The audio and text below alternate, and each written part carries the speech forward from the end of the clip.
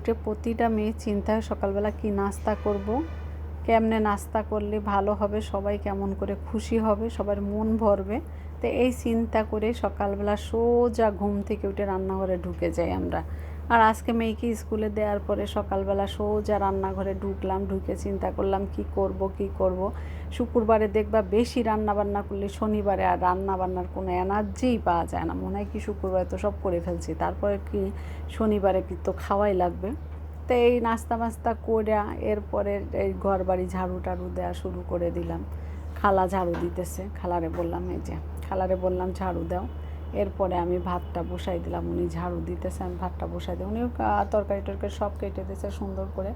আবার থাকে না কারেন্ট রে ভাই, মনটায় চায় কারেন্টওয়ালা ব্যাটার কাছে গিয়ে কই কারেন্ট দেন।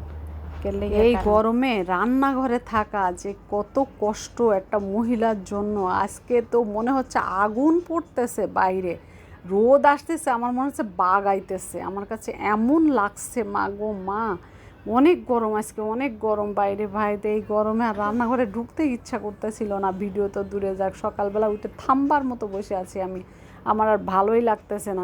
খালা এসে থালবাড়ি ধুইতেছে, সবই করতেছে, আর আমি বসেই আছি সোফার উপরে। বলতেছে কি গো আফার আনতেন না, আমি তো দূর আজকে আর ভাল লাগতেছে না রে ভাই। আমার এই গরমে আজকে যেন আমার এমন গরমে ধরছিল, কি আর বলবো আবুরা তোমাদের সাথে। তো দেখো আমি এই যে ঝিঙ্গা রান্না করতেছি ছোটো মাছ দিয়ে, একদম হালকা ঝোল ঝোল করে, মজাও লাগছিল মাশাল্লাহ দিলে। আমার তো রান্নাবান্না শেষের পরে আমি ভিডিওটা করি। তা আমি বড় তেলাপিয়া মাছ আনছিল দুইটা, সেই তেলাপিয়া মাছ দিয়ে কলা রান্না করছি। কলাটা মাশাল্লাহ দিলে অনেক ভালো লাগছে। আগে কিন্তু কলা অত আমি পছন্দ করতাম না, ইদানিং কলাটা যেন বেশ মজা লাগে।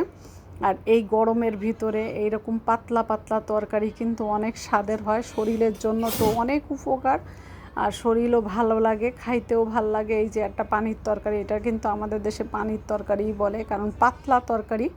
এই ঝিঙ্গাটা বিশেষ করে শরীরের জন্য বিশাল উপকারী।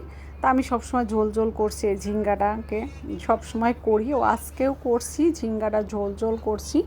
মশলা দিলে এত মজা লাগছিল। আর এই যে কলাটা সুন্দর করে কষাইছি আমি, মশলাগুলো কষানোর পরে কলাটা দিয়ে দিছি, আর মাছটা ভাইজে উঠাই রাখছিলাম। এরপরে এই যে আর এদিক চিংড়া মাছ আর পেঁয়াজ ভাজি করছিলাম, কারণ সবাই তো একরকম তরকারি আমার ঘরে খাবে না। তো এক একজনের জন্য এক এক রকমের তরকারি। একজনের জন্য আমি চিংড়ি মাছ আর পেঁয়াজ দিয়ে একটু ভাজা ভাজা করছি, ওইটা দিয়েই সে ভাত খাবে, এগুলো কিছুই খাবে না। যেদিন মুরগি রান্না করব না, সেদিন তোমার মনে হবে কি থুয়ে কি রান্না করা যায়, কারণ মুরগি ছাড়া তো ঘরে কেউ ভাতই খাইতে পারে না। বিশেষ করে ছোটো পোলাপানের মুরগিই পছন্দ, গরু রানলেও তারা এত খুশি হয় না, মুরগি রানলেই যেমন খুশি হয়।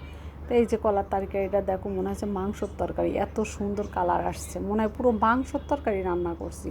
সত্যি মজা লাগছে আমার তরকারি, আমি তো মুখের কথা না, তোমরা তরকারি দেখেই বুঝবা। তা আজকে এই পর্যন্তই, খোদা হাফেজ। Bye bye.